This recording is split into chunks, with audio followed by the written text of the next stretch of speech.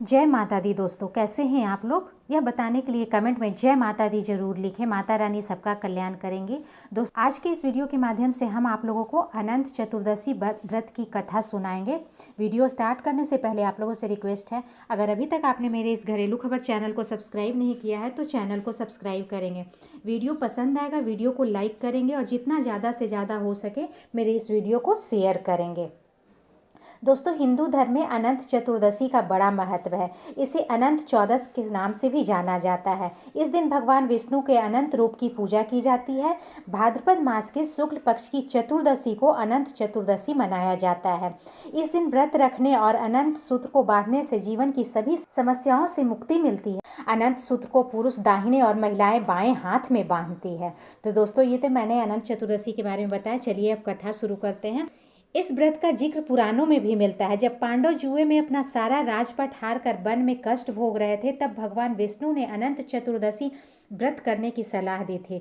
श्री कृष्ण ने युधिष्ठिर से कहा कि अगर वह विधिवत अनंत भगवान का व्रत करेंगे तो उसको इसका सारा संकट दूर हो जाएगा और खोया राज फिर से प्राप्त हो जाएगा। तो श्री कृष्ण ने इस व्रत की महत्ता समझाने के लिए एक कथा सुनाई है, जो इस प्रकार है। प्राचीन काल में सुमंत नामक एक तपस्वी ब्राह्मण थे। उसकी पत्नी का नाम दीक्षा था।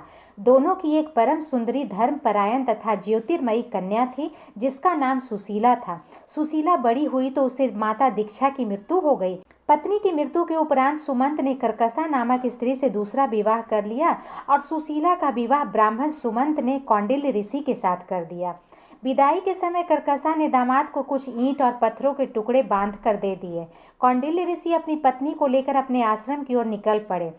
रास्ते में शाम ढलने लगी और ऋषि नदी के किनारे संध्या वंदन करने लगे। इसी दौरान सुशीला ने देखा कि बहुत सारी महिलाएं किसी देवता की पूजा कर रही थी। सुशीला ने महिलाओं से पूछा कि वे किसकी प्रार्थना कर रही है।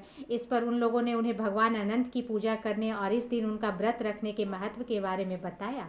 व्रत के महत्व के बारे में सुनने के बाद सुशीला ने वहीं उस व्रत का अनुष्ठान किया और 14 गांठों वाला डोरा हाथ में बांधकर ऋषि कौंडिल्य के पास आ गई। कौंडिल्य ने सुशीला से डोरे के बारे में पूछा तो उन्होंने सारी बात बता दी। कौंडिल्य ने यह सब कुछ मानने से मना कर दिया और पवित्र धागे को निकालकर अग्नि में डाल दिया। इसके बाद उसकी सारी संपत्ति नष्ट हो गई और वह दुखी रहने लगा। इस दरिद्रता को उन्होंने अपनी पत्नी से कारण पूछा तो सुशीला ने अनंत भगवान का डोरा जलाने की बात कही। पश्चाताप करते हुए ऋषि कौंडिल्य अनंत डोरे की प्राप्ति के लिए वन में चले गए। वन में कई दिनों तक भटकते भटकते निराश होकर एक दिन भूमि पर गिर पड़े।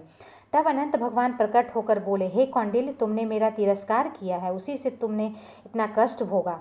तुम दुखी हुए, अब तुम पश्चाताप कर रहे हो। मैं तुमसे प्रसन्न हूँ। अब तुम घर जाकर विधिपूर्वक अनंत व्रत करो। 14 वर्षों तक व्रत करने से तुम्हारा दुख दूर हो जाएगा। तुम धन धान से संपन्न हो जाओगे। कौंडिल्य ने वैसा ही किया और उनके सारे क्लेशों से मुक्ति मिल गई।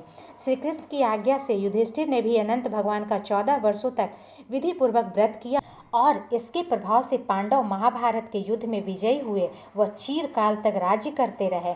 इसके बाद ही अनंत चतुर्दशी का व्रत प्रचलन में आया। तो दोस्तों, ये थी अनंत चतुर्दशी व्रत की कथा। अनंत चतुर्दशी व्रत की कथा अवश्य सुननी चाहिए, चाहे वो आप मंदिर में बैठकर ब्राह्मण से सुन सकते हैं या खुद घर पे भी पूजा करके आप कथा सुन सकते हैं। तो आशा ही नहीं, पूर्ण विश्वास है कि आज की वीडियो आपको पसंद आई होगी। वीडियो को लाइक करें, शेयर करें और घरेलू खबर चैनल को सब्सक्राइब करें। थैंक्स।